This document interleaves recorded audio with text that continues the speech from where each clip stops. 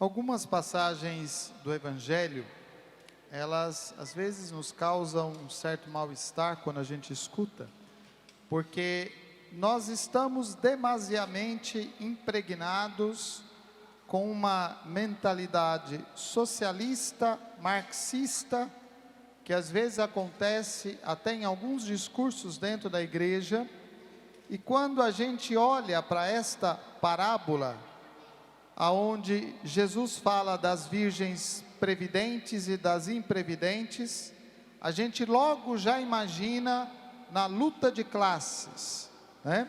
Então aqui de um lado estão aqueles egoístas, aquela classe dominante, que só sabe acumular, que só sabe ter para si, e que não sabe dividir, e aí aparece os excluídos, aparece aqueles que não foram atendidos, e por causa desta mentalidade impregnada desta forma, nós logo já classificamos Jesus como um socialista que prega a igualdade, que prega uma igualdade entre todos, uma divisão justa, justíssima das coisas.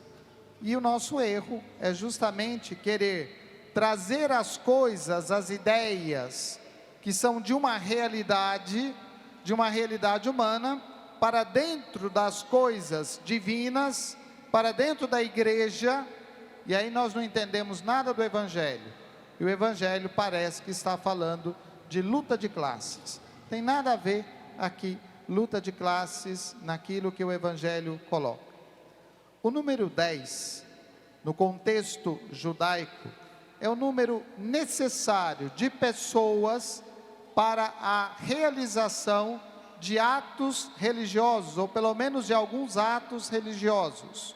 O casamento é um deles. Para realizar o ato formal do matrimônio, do casamento, era necessário uma pequena comunidade.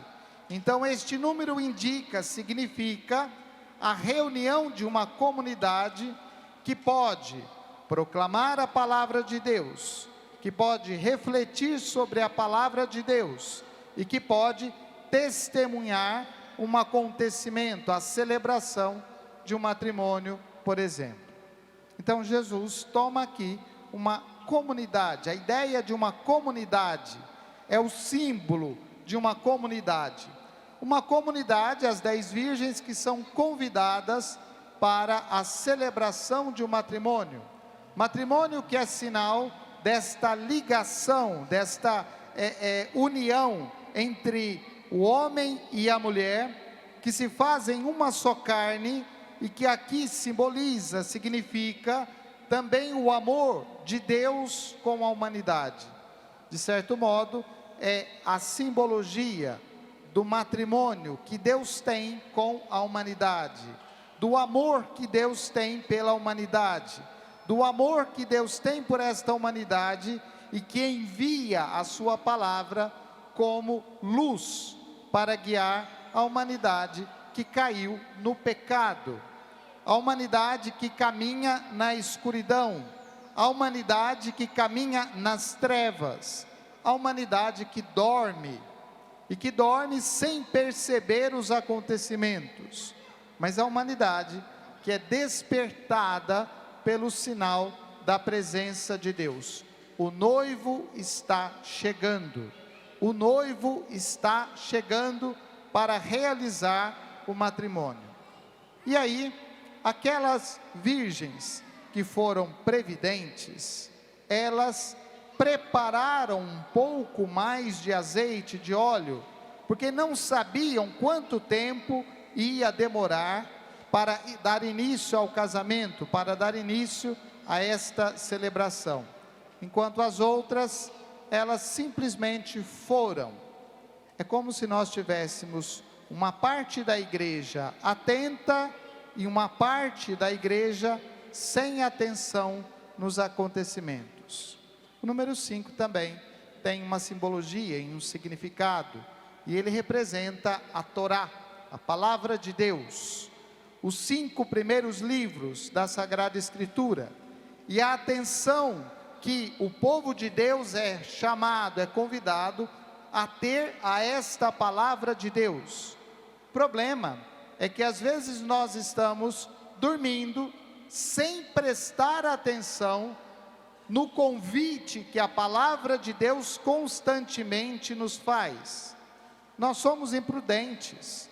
Nós somos imprudentes porque nós sempre esperamos mais um pouquinho para fazer a vontade de Deus.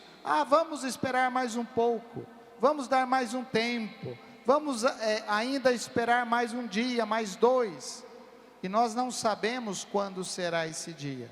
A prudência, a vigilância, ela se faz pela escuta e pela vivência da palavra de Deus. Esta vigilância, ela é necessária.